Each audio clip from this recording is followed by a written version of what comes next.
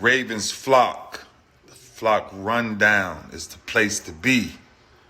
My man Ryan has been a lifelong Ravens fan since he was born. So I'm telling you now, it's about to go down. The podcast, the flock rundown. Ravens, baby. Nothing gets better than waking up and wondering how high we can fly. Tune in. Motionless brainwaves attempt to swim their way to sense, can't tame the untamed. I appreciate you, Ray. What's up, Ravens fans? My name is Ryan. Welcome to another episode of the Flock Rundown. We got a good one today. So John Harbaugh was on the Baltimore Banner podcast with Jerry Coleman and Adam Jones and shared some really interesting thoughts, kind of taking you through his live emotions at the owners meeting when that Lamar trade request tweet went out. I'm going to play the whole clip for you, and then we'll talk about it after. It was surprising. I can't sit here and say I wasn't surprised, but I really kind of wasn't surprised either, because we knew that he had asked for the trade, which had happened, I don't know, maybe 2 weeks, 3 weeks, whatever it was. He'd asked for the trade at the combine. And as he said, since that was more of a negotiating tactic. Now, I don't know, because I think emotions do run high and we're all humans. And I think we all understood that at the time. But we just knew, Adam, that the relationships were intact, that we cared about each other. But there was always going to be frayed edges, it's always part of it. But when I walked up there, I didn't expect the conversation to be about that, because it seemed like that was more of a private thing.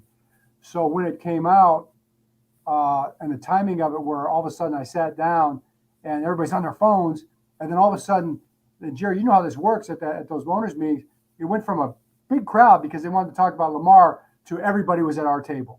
And it became like 6, 7, 8 deep cameras. And people look at their phones and say, what do you have to say about Lamar just tweeting that he requested a trade and he wants to be traded? And here's the deal. I was like, whatever reason, I had a sense of calm came right over me. And I actually prayed a quiet prayer. I just said, Lord, just help me to be calm and give me the right words. And it just kind of hit me right then that, this isn't about business. I mean, this isn't about like emotions. It's not about wanting, not wanting. It's all just about business. This is part of the process. It's not really surprising. There's going to be tactics involved. I'm sure there's advisors advising tactics and all that.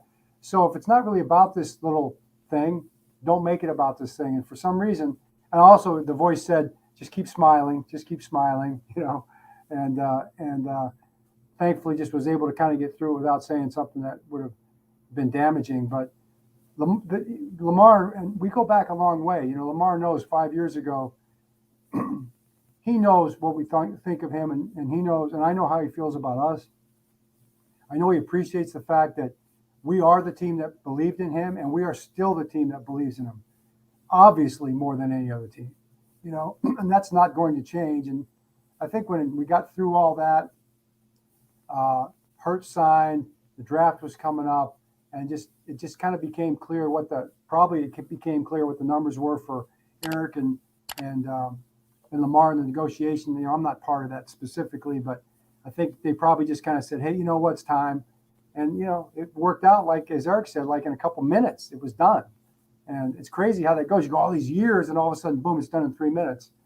I guess that's how business works in sports. Man, I just feel like it's so interesting to have him go through the live emotions, how nervous he felt. He was praying to God in that moment to stay calm and just say the right things, because he realized how much pressure was on that. He also said he was shocked because he thought that this was a private thing. Lamar Jackson requested this trade during the combine, and they thought it was going to be an in-house thing that they were going to work through, and then he tweets it during the owners' meetings. Harbaugh was legit caught off guard. He was really in a vulnerable position. He did not have a heads up. I mean, you can hear it when he's going over it. He's looking at the room and everyone's on their phones, and he's like just praying to God, like, man, just say the right things, because like he realized the magnitude and the pressure that was on this. Like, there was no deal done at that point.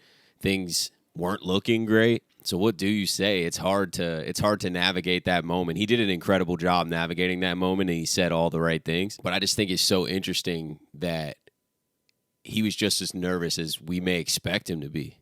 And for him to talk about that is incredible. So shout out to John Harbaugh. He talked how this league is all business. And I've said this multiple times through these videos, is this is a brutal business. This is a multi-billion-dollar business. Negotiations are brutal too. Even if there's an agent involved or not, there's so much going on behind the scenes. There's so many false narratives getting put out, and the NFLPA gets involved. They're throwing info to First Take and Undisputed or whatever to go talk about and push this national narrative. And then the Ravens are sneaking things in. And I mean, it's just this battle of storylines and hype. And we think you're here, you think you're here. Another thing that I thought was super interesting is he talked about how the deal came together in minutes. They're negotiating for 2 years, let's say, if not longer. Brutal negotiations, not going well at all. And then he's like, and it just happened in like 3 minutes. He referenced the Jalen Hurts deal getting done and the draft coming up. And he said that the numbers were kind of clear at that point, which is what a lot of us thought. Eric DeCosta sent Lamar an email. I guess Lamar looked it over that day, texted him that night, said, I think we can get something done. And the deal was done just like that. You know, that's how it goes down. 2+ years of brutal negotiations and trade requests, and this team doesn't value me, and boom, deal's done in 3 minutes. And Harbaugh reiterated that the Ravens were the only team to believe in him when the draft came. They built the offense around him, and they're still the only team that believes in him, giving him that kind of deal. We put the non-exclusive tag on him so he could go out and shop and talk to other teams. It just didn't seem like another team was going to trump the Ravens' offer. The Ravens took a risk grabbing him in the draft, built the offense around him. It really worked out. And they're betting on him again, making him the highest paid quarterback of all time. Now, I think it's totally worth it. I'm a huge Lamar fan. I love that he's going to play 10 years in Baltimore. We get to have him for another 5 years. It's incredible. I think he's bringing a Super Bowl to Baltimore like he promised. And I'm just glad that this is all over with. The reason I'm making this video today is because when I saw this clip on this podcast, I went and looked and like no one was making videos about it or no one talked about it at all. And I was like, man, this is like pretty interesting to get Harbaugh's genuine thoughts when this tweet went out and to realize how vulnerable he was. He was nervous and scared in that moment, as we probably all would be. But it's just so interesting to hear that because I feel like that question's just been pushed to the side. They asked Lamar about it in the press conference, and he's like, that was in the past. We're moving on. It is in the past, but doesn't mean that it's not interesting to get some more information about it and more context about it. I think that was a negotiation tactic on Lamar's part to put out that trade request during the owners' meeting. It puts Harbaugh in an uncomfortable position for sure, but I think at that point Lamar was just trying anything. The Hurts deal had not been done at that point, so there wasn't an exact framework for a contract. So in Lamar's mind, he might still be shooting for a ton of guaranteed money or something closer to the Watson deal. We can talk and smile about this now, obviously. We don't have to worry about the contract negotiations still going on. I just haven't heard this specific insight yet, so I really wanted to show the clip and just talk about it for a little bit. You can go watch the whole podcast in the description below. It's a great episode. They did a great job. That's it for today, guys. I appreciate you tuning in as always. Thank you so much for supporting the channel this early. We're growing. We're over 200 subscribers. Have a great day, guys, and I'll see you next time. Motionless brainwaves attempt to swim their way to sense, can't tame the untamed.